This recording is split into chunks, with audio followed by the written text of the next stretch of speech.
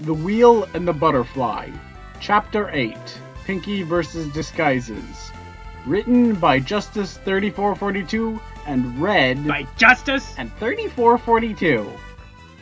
Dan reached into his pocket and grabbed his keys. Lenny's, huh? Well, that isn't far. I can easily... Dan narrowed his eyes, and as he noticed the lock indicator was up on his car door. Great. Dan muttered to himself. Must have left the car unlocked when I checked it this morning. Dan opened the car door and peered inside. Well, it seems to be devoid of glitter. Doesn't matter. I'm going to find her and make her pay. Without hurting her. Or arranging for her to be hurt.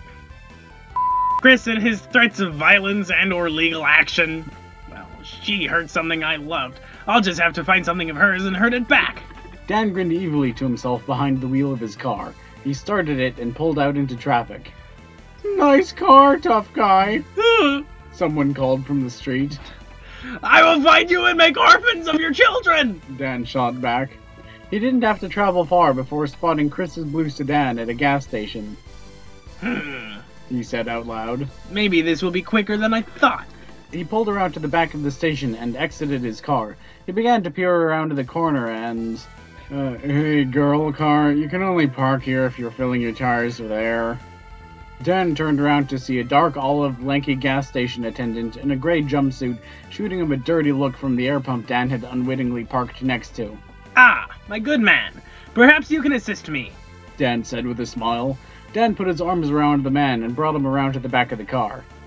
I believe there's a quarter in the back of my car, if you would be so kind as to help me look. Chris leaned idly by the side of his car and watched the numbers on the gas pumps light up. It's so nice to talk to someone about Elise without hearing about how my marriage was a mistake for a change. Pinky awed and oohed at pretty much any unfamiliar sight, which was still pretty much everything at this point. Well, things should certainly be quieter without Dan. I just hope I can keep things from getting awkward. Still, Pinky is pretty good at holding a conversation, and... Chris's thoughts were interrupted by a familiar sound, a sound he quite wished he couldn't identify based upon helping Dan time and time again. "Ooh, what's that?" Pinky asked with a smile, inquiring about the rhythmic pounding sound. "Oh, that's nothing," Chris said with a nervous smile. "Could you excuse me for a second? I have to, go around that corner right over there." Chris pointed to the back of the building, for no reason in particular. "Okie dokie Loki," Pinky said with a trusting smile. Chris rounded the corner of the station to be greeted by the familiar sight of Dan knocking someone senseless with the hatch of his car over and over again. "Dan, stop. I think you got him." Dan looked up at his friend Chris and let go of the very unconscious man in his grip. Chris, old buddy, how's it going? Dan said enthusiastically and started undressing the gas station attendant. "Dan, what do you think you're doing?" Chris asked, afraid he already knew the answer. Why, revenge, of course. What else? Dan said, grinning with a mouthful of pointed teeth. Chris put on an annoyed expression, sighed, and rolled his eyes. What else indeed? Now, Chris. Dan roughly dropped to the gas station attendant, now sans jumpsuit, which Dan proceeded to try on. I know you said some things to me that you regret, and I want you to know... Dan finished putting on the very loose-fitting jumpsuit. That I forgive you. I think it's best if we...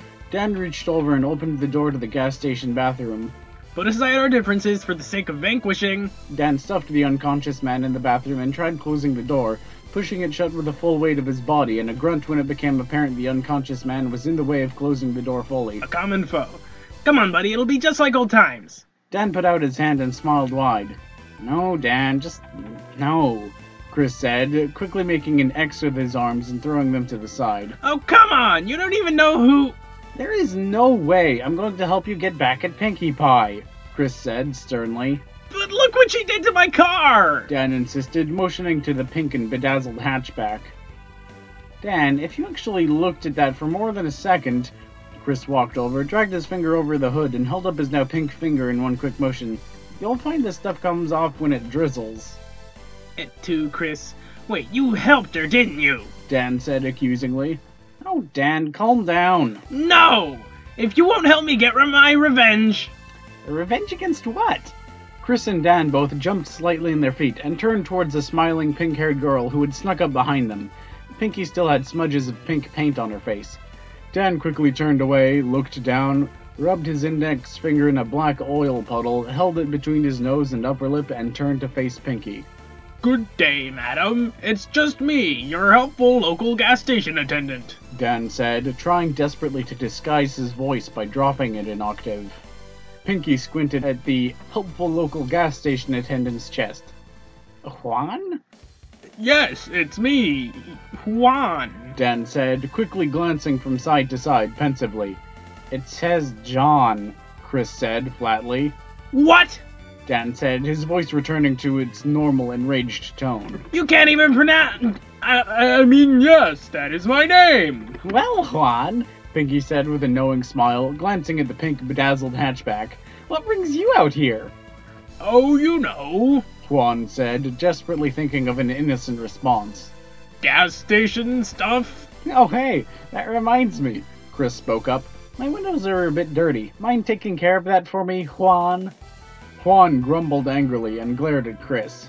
Jerk! No way he's gonna blow my cover, though. Of course, wait right here! Juan turned on his heels, dropped his mustache, and angrily made his way to Chris's car. Pinky followed Juan with her eyes and smiled impossibly wide. Oh my gosh, oh my gosh, oh my gosh! She shrieked in excitement. Dan likes disguises? I love disguises! Yeah, that Dan, always dressing up as someone. He almost fooled me, too, Pinky said, eyelids dropping slightly and her smile changing to that of one proud of herself. Oh? Chris asked in a surprised tone. Someone would have to be pretty dense to not see through Dan's disguise.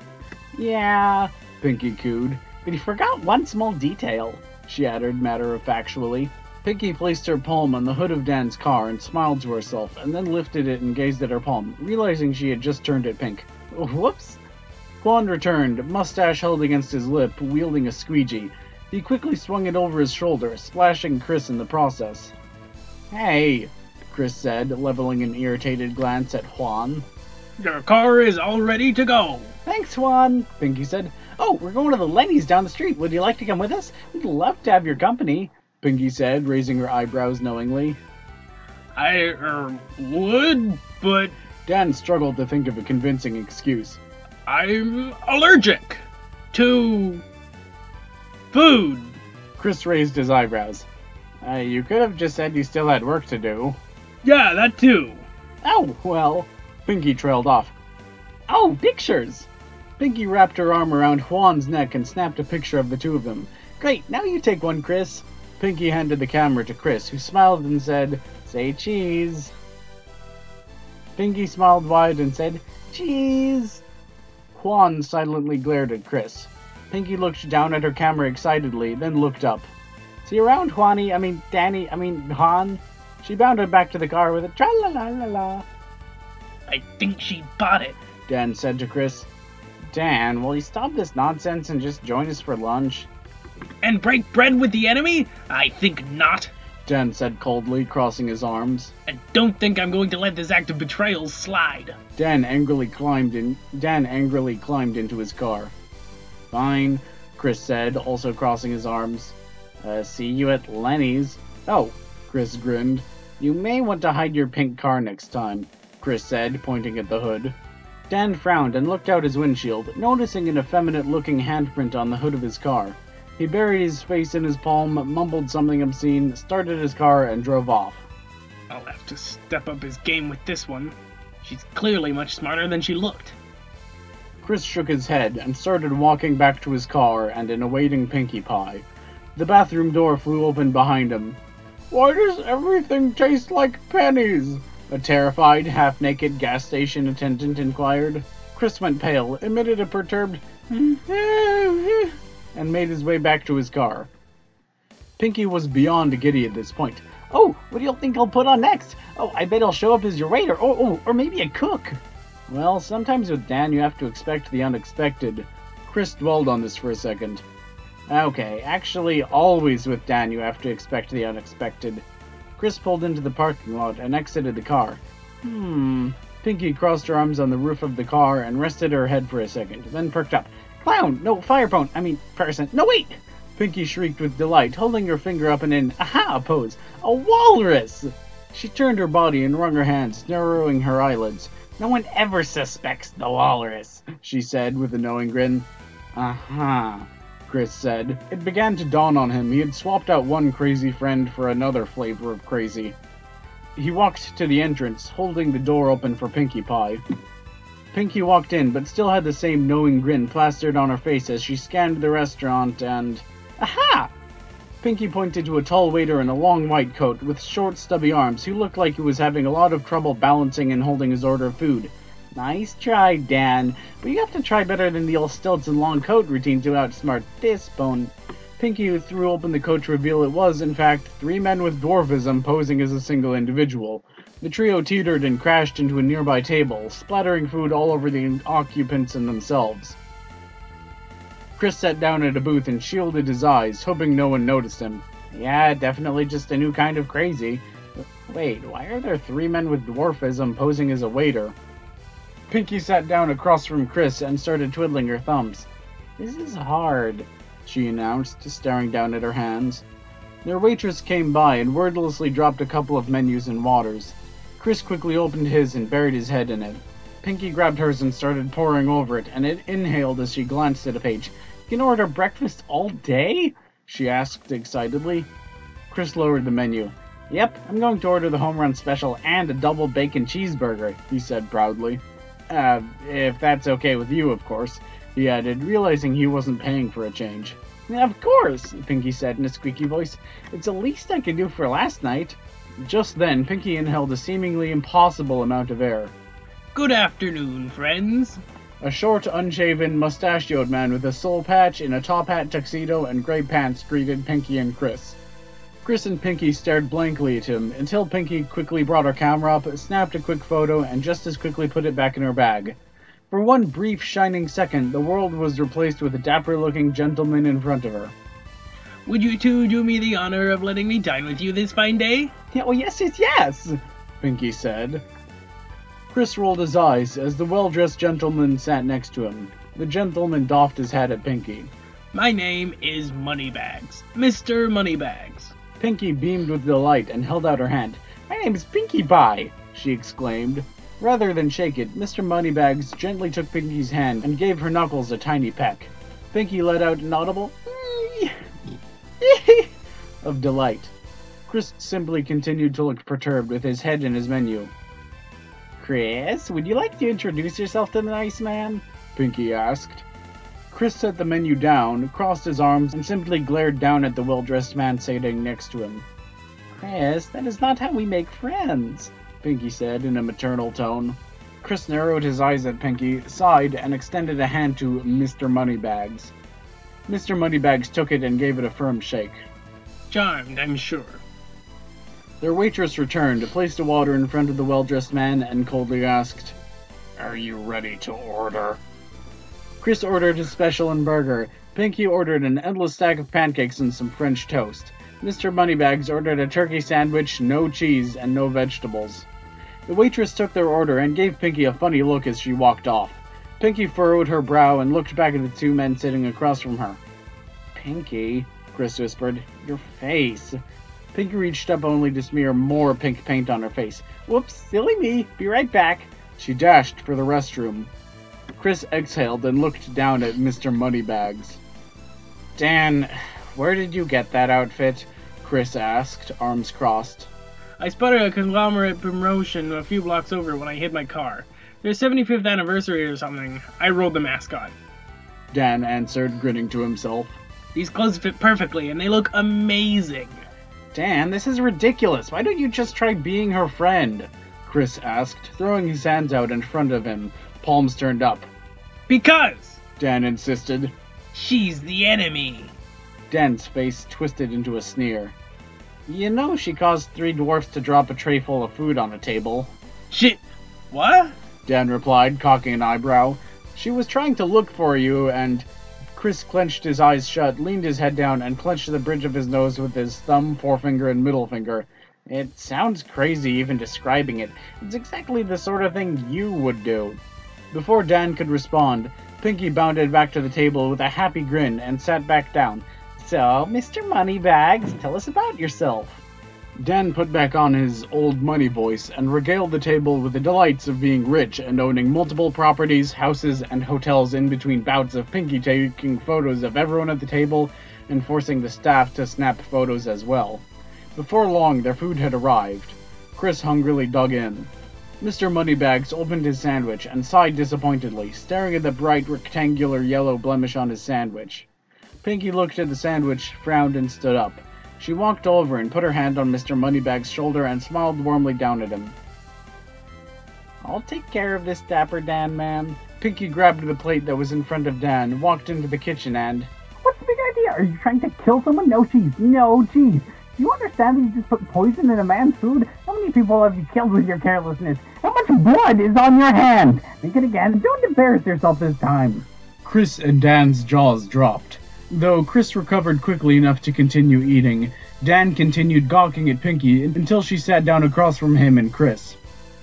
"They said they'd make you a new one and get it out to you in a jiffy," Pinky said sweetly, pulling her lips up into an audible squeak. She grabbed a slice of plain white toast from a plate in front of her and took a small bite. "Toast?"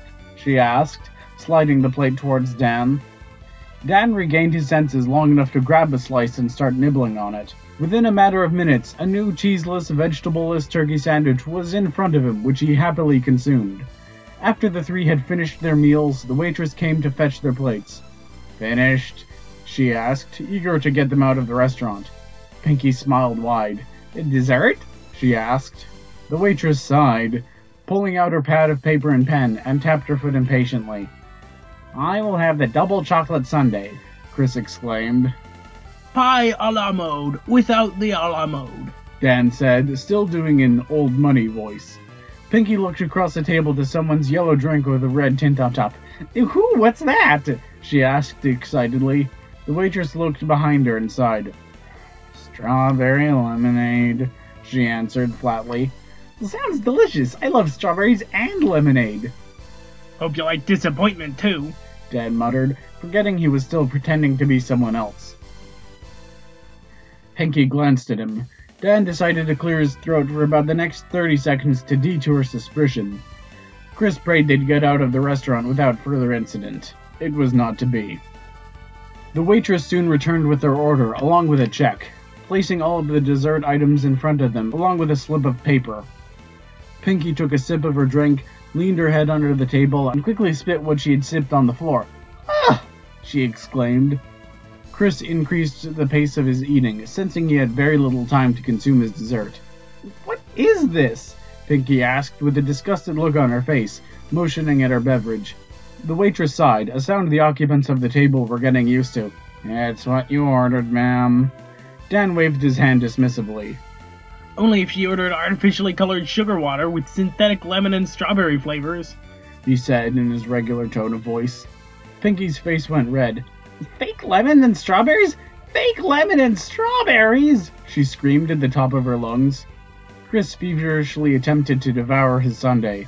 "Ma'am, if you'd like something else, I'm sure—" "Why, so you can serve us more lies and poison?" "Ugh!" Chris grabbed his head, having consumed way too much ice cream way too fast. "And now they're trying to get Chris too! Well, no dice! Tell Mr. Lenny that we've seen through his twisted web of deceit and murder." Pinky turned to Dag. "Mr. Moneybags," Pinky called out with authority. Dan hopped to his feet, wide-eyed. "Grab Chris and run!" Dan grabbed his friend, who rose to his feet. Before either could process what was going on, Pinky grabbed her glass and point-blank threw the contents into the face of their waitress. Their waitress wasted no time in clutching her face, collapsing to the ground and screaming, "High fructose corn syrup, my only weakness," as she writhed in agony. The three bolted for the door. Once outside, Chris sprinted for the car. Pinky stopped and grabbed Dan's hand, causing him to turn and face her. She leaned down, put her mouth within an inch of his ear, and whispered, "We'll be at the mall next." With that, she jumped in the car with Chris. The blue sedan sped off into the distance. Dan quickly made himself scarce, stripped back down to his jeans and jerk shirt, and started walking back to his car, clutching most of his disguise. He opted to keep wearing the hat, not wanting to damage it. He pondered his next move. "Maybe friendship with Pinky wouldn't be so bad. After I've had my revenge, of course."